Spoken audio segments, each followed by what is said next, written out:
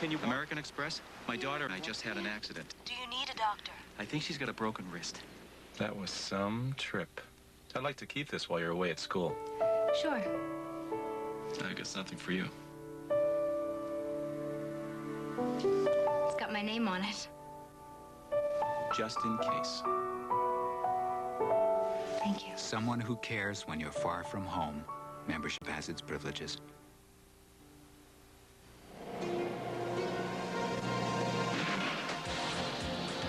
When the heat's on, motor oil viscosity can break down. To help keep your engine cool, trust Haviland Supreme, the motor oil that's cool under fire. Haviland's viscosity booster helps protect engines against wear under extreme heat and stress. Up ahead, there's Mexico. Haviland Supreme, cool under fire. Star of the American road. To babies about the Kodak Color Watch system. See those big people taking your picture? Tell them to get great developing, to look for the Kodak Color Watch seal. Come on, babies, don't take this lying down. Kodak Color Watch for great developing. You're gonna thank me for it. Goo gaga. Fixing this water damage will cost $1,200. Could I have prevented it? You could. Thompson's Water Seal protects wood, brick, and concrete with its special waterproofing formula. Thompson's Water Seal, a great defense against repair expense. I've devised my own way to cook perfect steaks without slicing them open. I cook an extra little piece,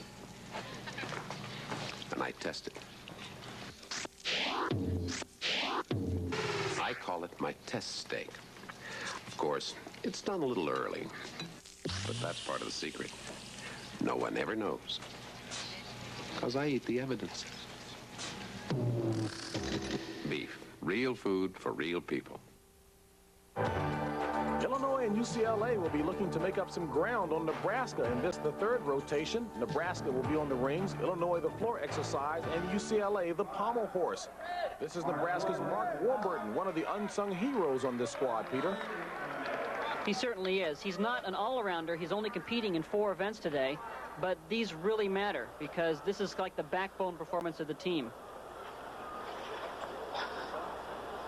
Now, I mentioned this skill that David Zeddes does called the Yamawaki. It's like a double front flip holding on to the rings and swinging out of it. Mark does a piked Yamawaki, the same skill, but with his legs straight.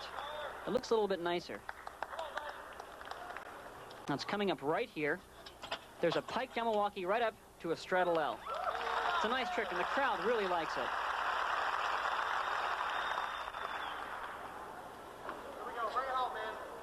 Little shaky on that handstand as he gets ready for that dismount. Now his dismount is a double pike, which is a very weak dismount relative to some of the other skills that are being performed. It seems to me that a lot of the gymnasts are taking the easy way out with their dismounts because they just don't want to take that step at the end. Now here's this piked Yamawaki. It's like a double pike front inside of the rings, but he holds on, comes right up to a straddle L. It's a very fluid skill. And a strong score at 9.65. It really is. That's a great score for someone that's going in the middle of the rotation. That's going to set up for a lot of the other team members. Up for the Fighting Illini, Chris McKee, a junior from Toledo, Ohio. And Chris has a very difficult floor exercise routine, and it's a very smart routine because all of his skills, except for the last tumbling pass, he rolls out of. He doesn't have to land on his feet. Why is that helpful?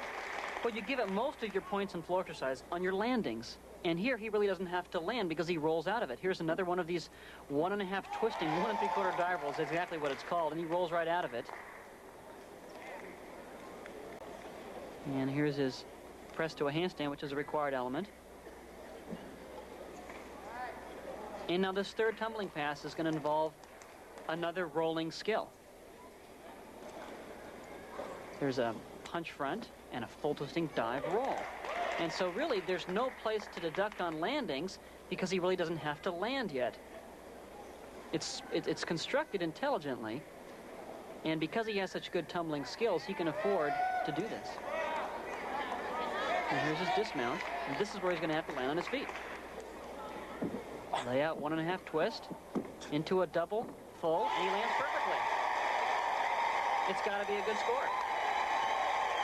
A well-choreographed routine for Chris McKee, and the spirited Fighting Illini bench greets him.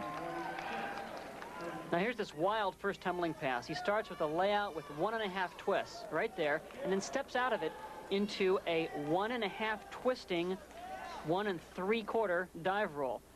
That's a lot of flips and a lot of twists. And a lot of score at 9-9-0 for Chris McKee. Up next on the pommel horse will be Curtis Holdsworth of UCLA. And looking on is Tim Daggett, now an assistant coach of the Bruins, who is also in training himself. Tim Daggett, the former NCAA champion from UCLA, has both a gold and bronze medal from the 1984 Olympics.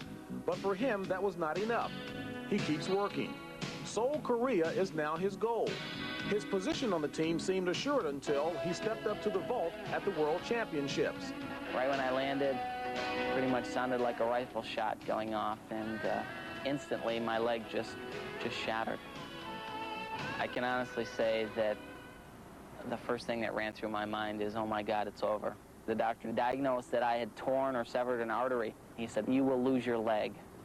Your leg will be gone if we don't take care of this right away.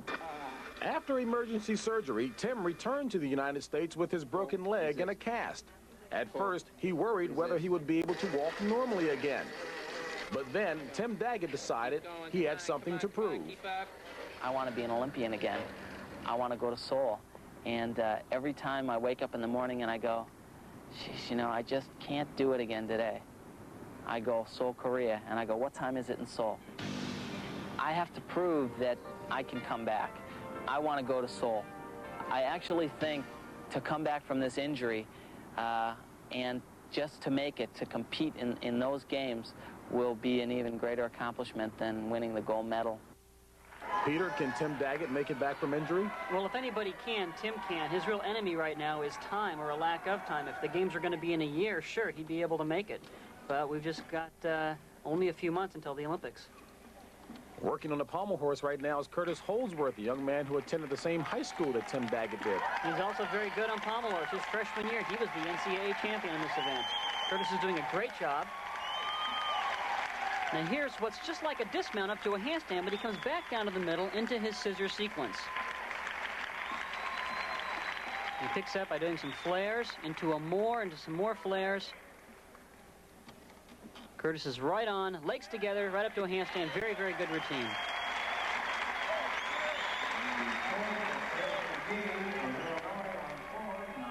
Now here's his dismount sequence. It's a flare into a more, on to another flare.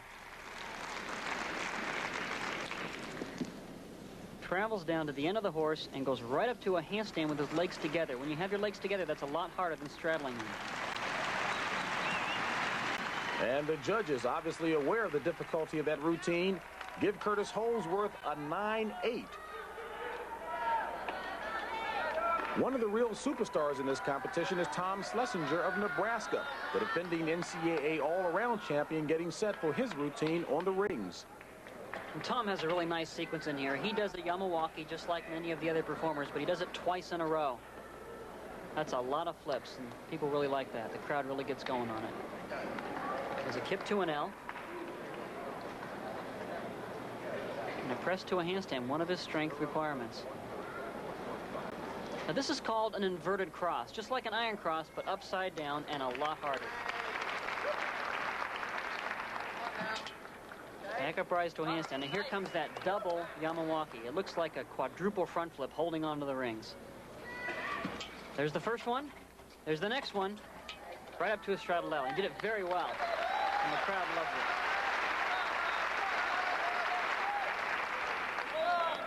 Now this is a straddle planche, another strength part. And Tom goes right into his dismount, a half in, half out. A fine routine that Tom's biggest fan, his brother Art, approves of. JP, the dismounts that are being performed here are really not as difficult as I think they could be done. Tom does a half and half out, which is a very good dismount, but all the gymnasts, UCLA, Illinois, and Nebraska, are doing double layouts or full twisting double back flips. A few years ago, gymnasts were doing triple backs or double twisting double backs, but the judges have loosened up on the rules, and they know they can get a good score, like a 9.8, without doing the hard dismount. And that score helps Nebraska to maintain the lead at the halfway point. We'll be back after this word from your local station. It's his last and greatest case of all, when Magnum becomes his own client and attempts to solve his mysterious past. You know what happened before, but you can't imagine what happens now. Higgins, admit it. You're Robin. You are Robin Masters. The 2-hour movie that wraps it all up. Sunday, Magnum, the final story. Someone's robbing the rich. Yuppies? Yep. And guess who cops an attitude? Robbed me? Why, it's just too awful. On Cagney and Lacey, Monday at 10. This is CBS.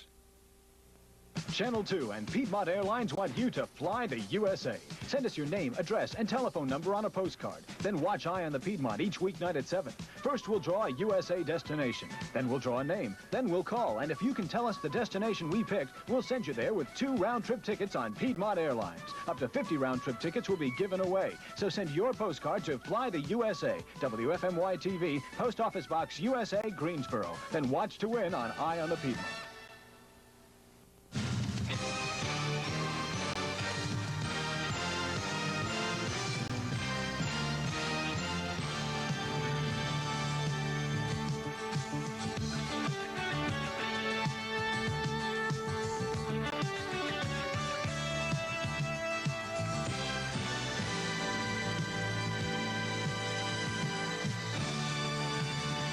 News 2 Sports, the team to watch in '88.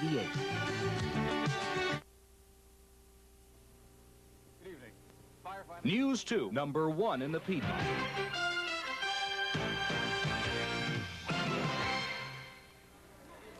And welcome back to the Devaney Sports Center here in Lincoln, Nebraska, the midpoint of the 1988 NCAA Men's Gymnastics Championships.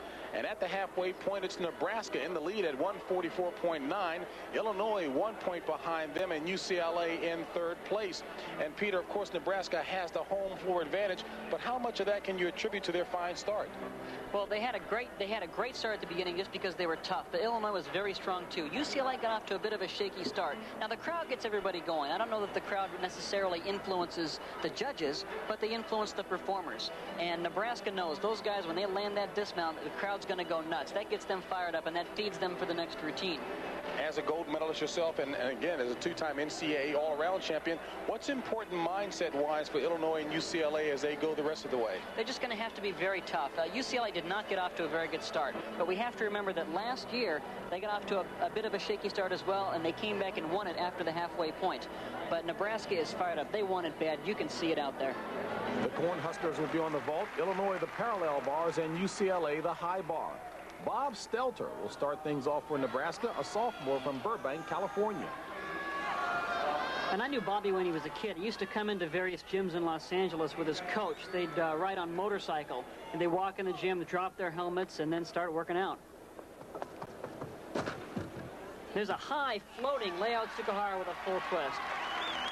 And Peter, you've indicated that a high score on a vault is difficult to attain. It is. The judges are really tight on vaulting, especially in this competition. They need a good vault like this. And that's got a lot of height, a lot of distance. The judges are really going to like that. And they do. A 9-7 for Bob Stelter of Nebraska. Up for UCLA on the high bar, David Moriel, the defending NCAA champion. And he's the defending champion because he does 2 crazy release tricks. You'll see this. The first one is a flyaway with 1.5 twists, and then he catches the bar again. Comes right up here at the beginning.